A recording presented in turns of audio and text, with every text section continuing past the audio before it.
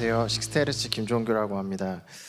제가 뭐 마이너스 10분에서 시작한 적도 있는데 오늘은 3분 정도 남아 있어가지고 제가 뭐 잘 할 수 있을 것 같다 생각이 들고요. 사실 에너지라는 것이 아까 김구한 대표님께서도 말씀하셨지만 이런 행사에서 초대받는 일이 최근의 일이다 보니까 제가 좀 과욕을 부려가지고 사실 슬라이드를 되게 많이 넣었거든요.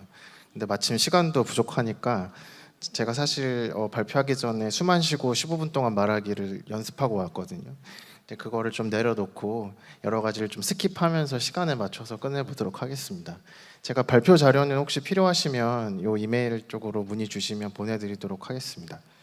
네, 저는 오늘 에너지 전환을 위해 필요한 IT라는 주제로 에너지 전환을 하기 위해서 제가 보기에는 이런 IT 서비스가 필요한 것 같다 이런 말씀을 좀 드리려고 하고요. 제가 말하는 에너지 전환은 무탄소 전원인 재생 에너지가 확대되는 것을 염두에 두고 말씀을 드린다 이렇게 해주시면 좋겠습니다. 네, 저희 회사는 이제 2년 반 정도 된 회사인데요.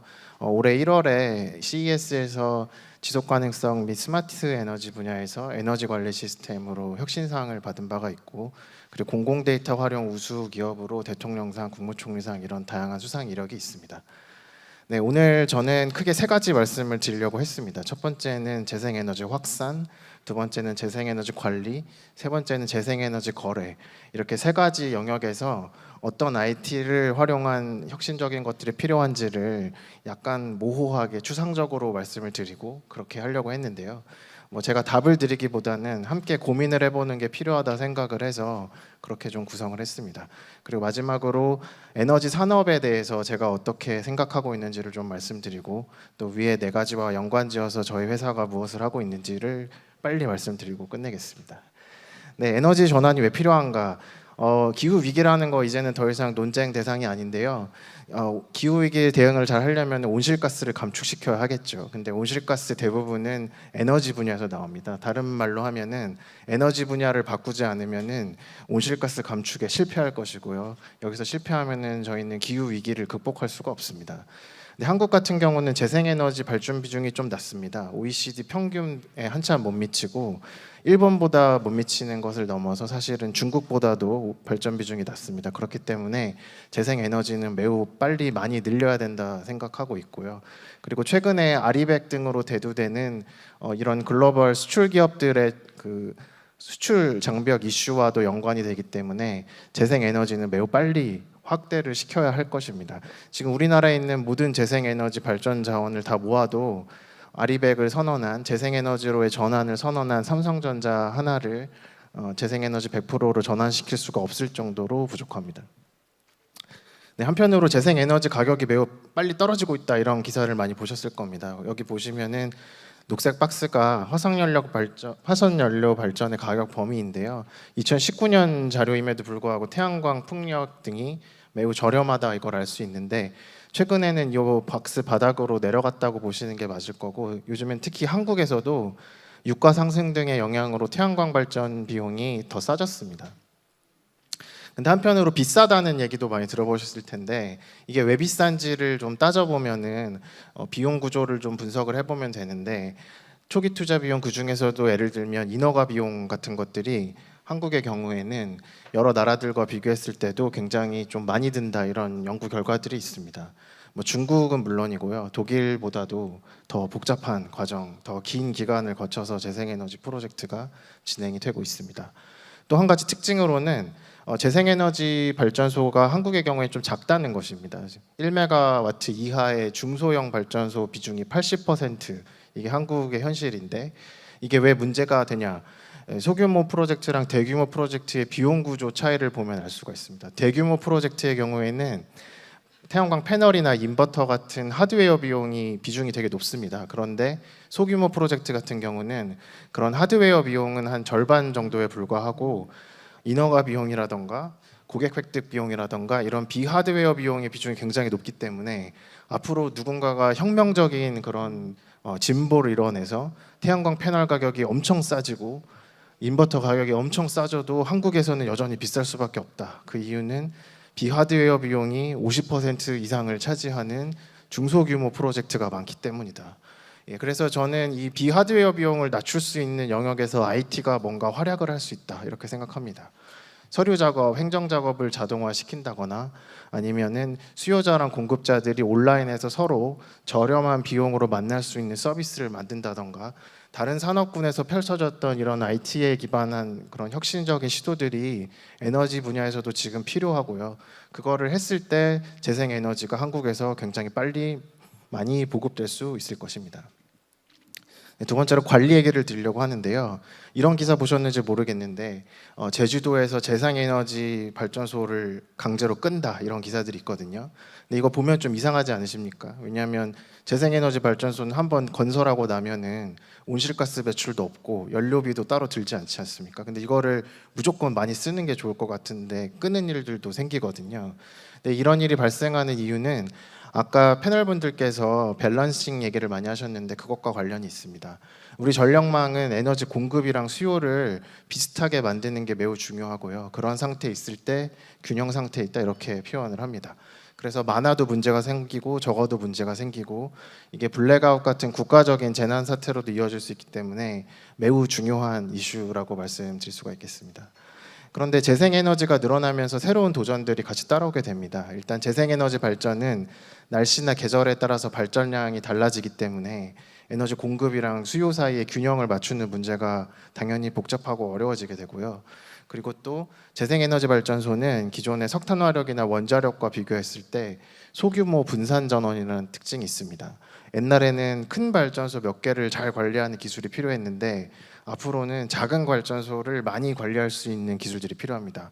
그래서 이러한 영역에서도 IT가 활약할 수 있는 것들이 많이 있고 그런 도전들이 많이 필요하다라고 말씀드릴 수가 있겠습니다. 제가 독일에서 살다 왔는데요. 2017년도에 유럽에서 재밌는 일이 있었는데 그게 무엇이었냐면 일식이었습니다. 제가 말씀드린 것만 보면은 비관적인 미래를 생각하실 수도 있을 것 같은데 일식이라는 것이 전력망 운영의 관점에서 보면 굉장한 일이거든요. 왜냐하면 전국에 있는 모든 태양광 발전소가 한 번에 다 꺼지는 거죠.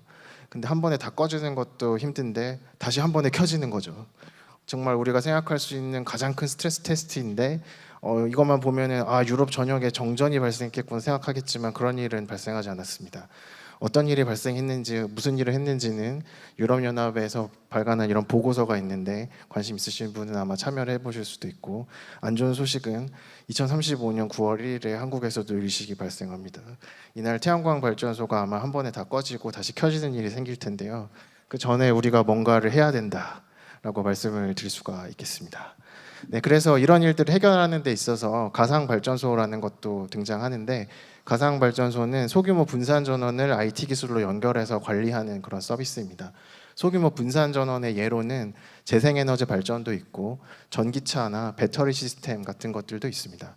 전기차 같은 경우에는 사실 일반 내연기관 자동차는 도로 위에 있을 때만 기능이 있고 주차됐을 때는 할 일이 없지 않습니까? 근데 전기차는 움직이는 배터리 시스템이기 때문에 아마도 주차되어 있을 때 뭔가 할 수도 있다 이런 말씀도 드릴 수가 있겠습니다. 그래서 한국 같은 경우는 재생에너지 발전에 관련된 여러 가지 부품들을 생산하는 것에도 세계적인 경쟁력이 있고요. 그리고 배터리 시스템을 만드는 데 있어서도 세계적인 경쟁력을 갖추고 있습니다.